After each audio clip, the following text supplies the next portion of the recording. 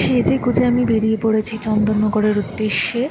আমরা বোধহয় বিয়ের পরে এই প্রথম কোথাও একটা আশেপাশে ছোট্ট আউটিংয়ে, নয়তো শুধুমাত্র এটা কিনতে ওটা কিনতেই গেছি, কিন্তু এরকমভাবে ঘুরতে বেরোয়নি। তো বিকেলবেলায় লগআউটের পরে বেশ সুন্দর সুন্দর আবহাওয়া ছিল, মানে সারাদিন বৃষ্টি হয়েছে, কিন্তু বিকেলবেলা আমাদের যখন বেরোবার সময়টা, সেই সময়টা বৃষ্টিটা থেমে গেছিলো। আর হালকা হালকা মানে সন্ধে হওয়ার আগে যেরকম হয় আবহাওয়াটা, সেরকম ঠান্ডা ঠান্ডা। তো আমাদের বাড়ি থেকে চন্দননগর অ্যাকচুয়ালি 30 মিনিটস বাইকে, আর এদিক থেকে ট্রেনেও যাওয়া যায়, বাট আমরা বাইকে গেছিলাম। তো দারুণ লাগছিলো। আর আমার বর বলতে বলতে যাচ্ছিলো, এই দেখ এটা এখানে, ওটা ওখানে, এখানে অনেক গাছের নার্সারি আছে। তো এরপরে যেদিন গাছ কিনতে যাবো তোমাদের সাথে সেই ভিডিওটা শেয়ার করবো। তো এরকম বলতে বলতে যাচ্ছিলো, তো দারুণ লাগছিলো। আর তারপরে হচ্ছে আমরা যখন গিয়ে পৌঁছালাম, এই শহরটাতে আমার প্রথম তো যাওয়া, মানে ভিজিট করা। তো আমি তো অবাক হয়ে গেছিলাম, এখানে ইচ অ্যান্ড এভরি ব্র্যান্ডের দোকান আছে। এবং আমাদের কলকাতা শহরটা যেরকম হয় আর কি, ভীষণ ঘিঞ্জি, কিন্তু এই জায়গাগুলো অতটা ঘিঞ্জি না। ব্র্যান্ডের দোকানগুলো এত সুন্দর সুন্দর বিল্ডিংয়ের নিচে থাকে, মানে বিল্ডিংগুলো দেখলে না আমি হাঁ করে থাকছি। ইংরেজদের আমলে যে বিল্ডিংগুলো এত সুন্দরভাবে এই শহরটা মেনটেন করে রেখেছে, জাস্ট দারুণ হয়েছে।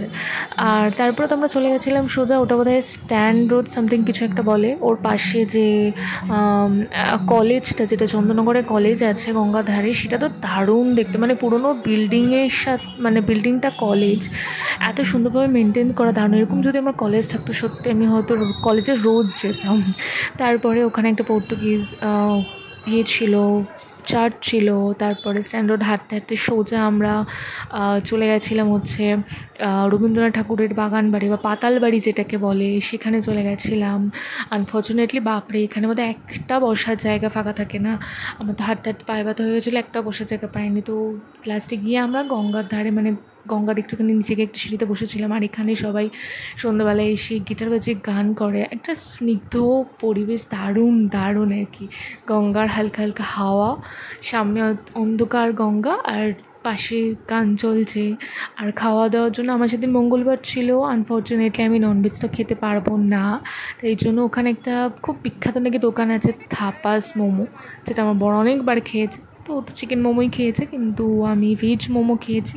তারপর ভেবেছিলাম একটু ফুচকা খাবো, কিন্তু আমাকে বললো যে না, ফুচকা খাস না। আমিও মানলাম যে ঠিক আছে, বিকালে তো আমাদের সকাল বিকালে একটু চা না হলে চলে না। তো যেহেতু বাড়িতে চা খাইনি, সেহেতু ঠিক আছে চাই খাই। তো ও বলে চা যেহেতু খেয়েছিস, তাড়াতাড়ি ফুচকা খাস না। তো গরম গরম চা খেয়েছিলাম। চা খাওয়ার পর তারপর আমাকে অপশন দিল যে কী খাবি, আইসক্রিম না ফালুদা। তো আইসক্রিম তো সবসময় খাচ্ছি, তো আমি বললাম ঠিক আছে ফালুদাই খাই। ওখানে একটা খুব ফেমাস ফালুদার দোকান আছে, সেখানে খেয়েছিলাম। তো থাপাস মোমোর ওখানে গিয়ে তো অনেকক্ষণ দাঁড়াতে হয়েছিলো, মানে এত ভিড় হয় সত্যি। আর সত্যি কথা, 50 রুপিসের প্লেটে বোধ হয় 7 পিস 6 পিস, আমার অতটা মনে নেই, আমি গুনে খাইনি। কিন্তু নর্মাল আমরা যে মোমোটা খাই, তার থেকে তো অনেক অনেক বেটার কোয়ালিটি, সসটাও দারুণ ছিল, এছাড়া পিসও সুন্দর ছিল এবং অনেকটা বড় বড় পিস। তো 50 রুপিস দারুণ অর্থিত, এই জন্য বোধহয় দোকানে এত ভালো হয়, কোয়ালিটি আর কোয়ান্টিটির জন্যই। তারপরে তো চা খেয়ে নিলাম। তারপরে বড় আমাকে একটু সোজা হেঁটেই দেখাতে নিয়ে গেলো, এই দেখ এটা হচ্ছে পর্তুগিজ চার্চ। তো আমি বললাম ঠিক আছে 25শে ডিসেম্বর নিয়ে আসিস আমাকে। তো বললো যে তখন দাঁড়ানোর জায়গা পেলে তবে নিয়ে আসবো তোকে। তারপরে যাই হোক,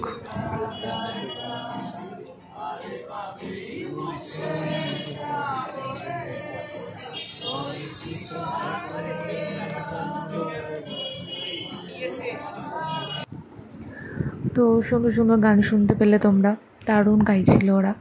তো তারপরে এই অন্ধকার গঙ্গায় হালকা হালকা যে আলো দেখা যাচ্ছে, এটাই সুন্দর একটা ফটো ক্লিক করেছিলাম। তো ফটো ক্লিক করার পর নিজেই কাঁদি চাপড়াচ্ছিলাম যে তুই এত সুন্দর ফটো তুলতে পারিস। তারপরে তো ফালুদার যে আমাকে বলছিল কোনটা খাবি, ম্যাঙ্গো, তো আমি বাটারস্কচই নিয়েছিলাম। তো ফালুদাটা দারুণ খেতে ছিল। আমি লখনৌতে লাস্ট ফালুদা খেয়েছিলাম, আর তারপরে এখানে এসে ফালুদা খেলাম। তো পুরো বিকেল আর সন্ধ্যাটা মিলে দারুণ কেটেছিল আমার।